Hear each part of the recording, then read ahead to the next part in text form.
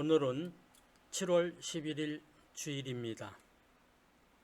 우리에게 주신 하나님의 말씀은 고린도후서 12장 6절에서 10절입니다.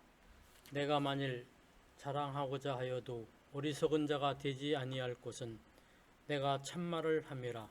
그러나 누가 나를 보는 바와 내게 듣는 바에 지나치게 생각할까 두려워하여 그만두노라. 여러 계시를 받은 것이 지극히 크므로 너무 자만하지 않게 하시려고 내 육체에 가시 곧 사탄의 사자를 주셨으니 이는 나를 쳐서 너무 자만하지 않게 하려 하심이라. 이것이 내게서 떠나가게 하기 위하여 내가 3번 주께 간구하였더니 나에게 이르시기를 내 은혜가 네게 족하도다. 이는 내 능력이 약한 데서 온전하여 짐이라 하신지라. 그러므로 도리어 크게 기뻐함으로 나의 여러 약한 것들에 대하여 자랑하리니 이는 그리스도의 능력이 내게 머물게 하려 함이라.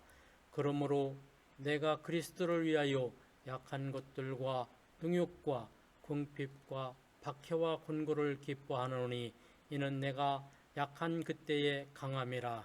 아멘. 약하지만 강한 존재. 복음성가 중에 많은 이들에게 사랑받는 나라는 찬양이 있습니다. 나 가진 재물 없으나, 나 남이 가진 지식 없으나, 나 남에게 있는 건강 있지 않으나, 나 남이 없는 것 있으니, 들을 때마다 부를 때마다 감동을 주는 이 찬양에는 작사가인 송명희 시인의 삶의 고백이 담겨 있습니다. 그는 의사의 부주의로 손해를 다친 채 태어났습니다. 중증 뇌성마비 환자였지만 가난한 형편 때문에 아무런 치료도 받지 못했다고 합니다. 살면서도 가난과 고난은 계속되었습니다. 어느 날 집주인이 찾아와 집을 비워달라고 했습니다. 가진 것도 없고 무엇보다 사랑하는 사람들과 헤어져야 한다는 슬픔에 그는 펑펑 울며 주님께 울부짖었습니다. 그런데 바로 그때 주님이 찾아오셨습니다. 그리고 나라는 시를 쓰게 하셨습니다. 비록 건강도 재물도 지식도 없었지만 하나님께서는 그를 향한 놀라운 계획이 있었습니다. 많은 사람들이 송명희 시인의 간증을 통해 주님께 돌아왔고 삶의 희망을 갖게 되었습니다. 오늘 본문을 보면 사도 바울도 자신에게 육체의 연약함이 있다고 고백합니다. 내 육체에 가시 곧 사탄의 사자를 주셨으니 바울에게도 찌르는 가시처럼 그를 힘들게 하는 것이 있었습니다. 그는 이것을 고침받기 위해 주님께 3번 간절히 기도했습니다.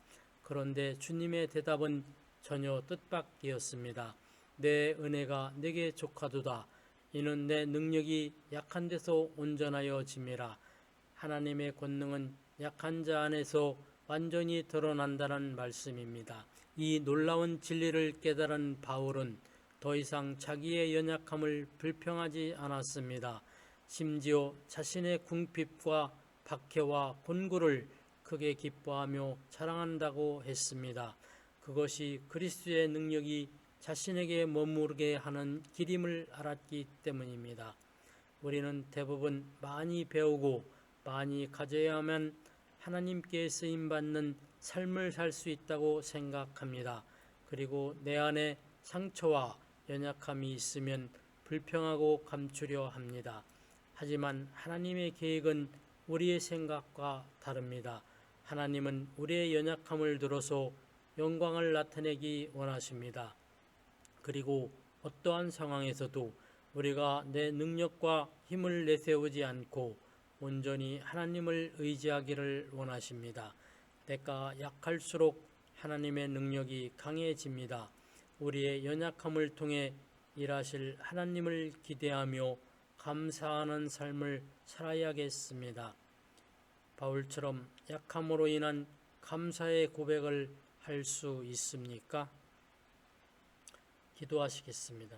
우리의 목자이신 하나님, 살면서 겪게 되는 상처와 고난으로 인해 오히려 기뻐하는 믿음의 사람이 되게 하옵소서.